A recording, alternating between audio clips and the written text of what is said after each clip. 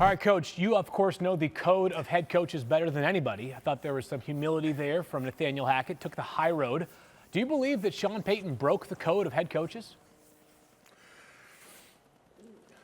It was disappointing, and I thought Sean got to talking, and before you know it, he said some things that he's kind of walked a few of those things back. But there is a code of professionalism. Nathaniel mentioned he's been around the game for 43 years. I can remember when he was in high school, he was at our training camp when I was the head coach of the Jets because his dad was the offensive coordinator. So he understands that. He understands that when you become a coach, no different than a player. The one thing you know about professional football, you are inheriting someone's position, whether you be a coach or a player. Eventually something happens and you take that guy's spot. When you do, it's not about what he did, it's about what you're going to do. You never look at the past. It doesn't matter if you like the players are the same way. You know, we just like, hey, let's move on. We've moved on now. We're done with it. I like that, Coach. I like that y'all moved on, but it's 2023, all right? And I get the code, and I did think that it was wrong for Sean Payton to say what he said. But I also think there was motive behind what Sean Payton said to let his team know we ain't as bad as what was last year. Now, did he use Nathaniel Hackett to get that point across? Absolutely he did. And was he wrong for saying it publicly? Absolutely. But that's the reality of it. The reality is, Coach, and you and I talk all the time in the green room when we talking to each other. The reality is Hackett was terrible in Denver, and it was a bad situation. And hopefully he is it's illuminated the job that he can do in New York. I think he'll do great. I think he'll be fine along with Aaron Rodgers in that relationship. I do believe Sean Payton was wrong for saying that publicly. I do believe that he was wrong for breaking the code of conduct between coaches, because you know that as well as anybody with your long coaching tenure and how much success you've had.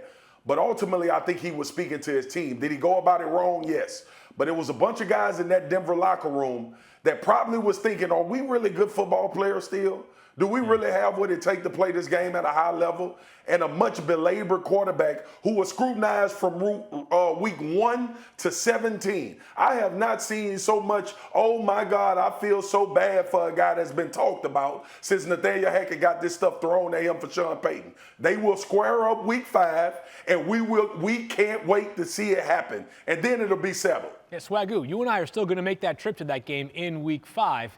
Can't wait. Yeah, we got to go. That. We got to go, babyface. Let's head out live to Jets training camp as we welcome in the great Dianna Russini. And Dianna, you were there during Nathaniel Hackett's comments. How have people in the building responded to this entire situation? You know, it's interesting from both the Broncos' perspective and the New York Jets' perspective here in Florham Park. The word I keep hearing is galvanize, right? Sean Payton's point and his messaging and why he gave those quotes to USA Today was to send the message to his team. Nathaniel Hackett seemed to be the shrapnel, you know, and you guys just discussed on whether or not that was a good move or not. But the point was to defend his players. And here in Florham Park, Nathaniel Hackett was very obviously upset about this. He took the high road. He was passionate about this entire situation. He wasn't defensive at all, you know, but it was obvious that this hasn't been an easy few days, and he even shared that because when you talk about a head coach, you forget that he's also a husband, he's a father, he's got friends, he's got people in his life.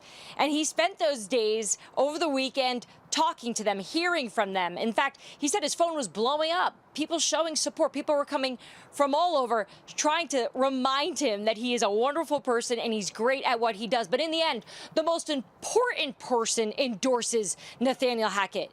And Phil, that's Aaron Rodgers. Yeah. That is the only person that matters for the New York Jets. And Nathaniel Hackett is the guy that Aaron Rodgers will talk about all day long. He loves this guy. And that being said, he came out again when he was asked about Nathaniel Hackett and the comments Sean Payton made, and he once again backed his guy and supported him and shared with us what a good coach he is. Now, that being said, there were other topics we did talk about, a bit of the offensive line, the work they need to do there, and of course the preseason coming up. We know they've got a game on Thursday night.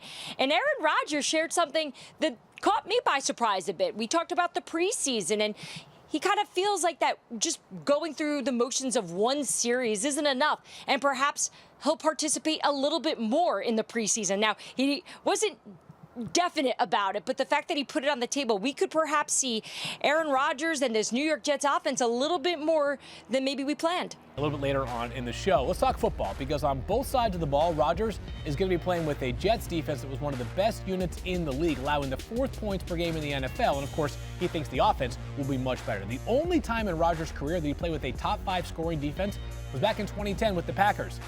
That year, he won his only Super Bowl. How about that? You give Aaron Rodgers a great defense, you've got a chance, Swagoo. So, of course, we've got Sauce Gardner and Quinnen Williams calling themselves Shaq and Kobe in a recent clip that we've seen on social media. How important is the defensive success for this team this year?